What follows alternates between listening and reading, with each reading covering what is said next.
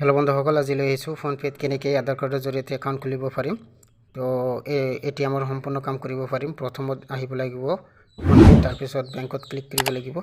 এতিয়া মই account unlink কেনেকৈ কৰিব লাগে সেই বিষয়ে ক'ম। আনলিংক কৰি তাৰপিছত কেনেকৈ লিংক কৰিব লাগে ডিটেইলছ কৈ দিম। তো প্ৰথমত আহিব লাগিব ৰেড কালাৰত, তলত একেবাৰে আনলিংকত ক্লিক কৰিব লাগিব। আনলিংক আকৌ কৰিব লাগিব। দেখা গ'ল যে 3টা একাউণ্ট আছিল, এতিয়া 2টা একাউণ্ট আছে। এতিয়া একাউণ্ট কেনেকৈ এড কৰিব লাগে সেই বিষয়ে ক'ম। তো প্ৰথমত আহিব লাগিব তলত add a new bank account, ইয়াতে ক্লিক কৰিব লাগিব। SBI ক্লিক কৰি দিম আকৌ মই। ইয়াতে ক্লিক কৰি দিলে লিংক হৈ যাব।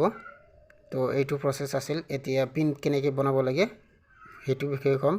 ইয়াতে ক্লিক কৰি দিব লাগিব ৰিচেট পিন। এতিয়া দেখা পাইছে আধাৰ কাৰ্ডৰ অপশ্যন আছে, ওপৰত টিক মাৰ্ক লগাই আছে, তলত আছে ATM কাৰ্ড। তো আধাৰ কাৰ্ড অপশ্যন সিলেক্ট কৰি তাৰপিছত প্ৰচিডত ক্লিক কৰি দিম।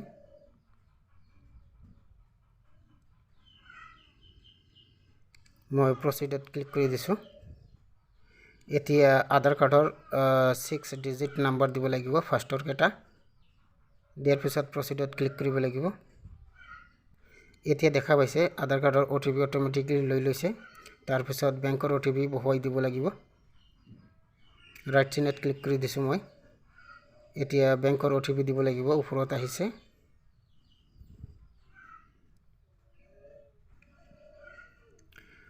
বেংকৰ OTP দি দিছোঁ।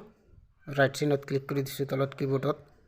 এতিয়া সেট এ পিন বনাব লাগিব। এইটোৱে আসল, ট্ৰান্সফাৰ কৰিব পাৰিব এইটো পিনৰ জৰিয়তে।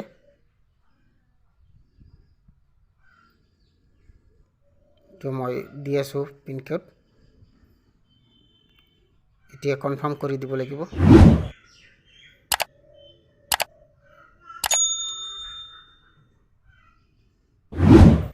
মই কনফাৰ্ম কৰি দিছোঁ। এইটোৱে আছিল। মই আগতে পিন বনাইছোঁ, সেইকাৰণে ছেকেণ্ড টাইম নল'ব। তো মই বেংকত আহি গৈছোঁ। কেনেকৈ চেক কৰিব লাগে বেলেঞ্চ ক্লিক কৰি দিছোঁ।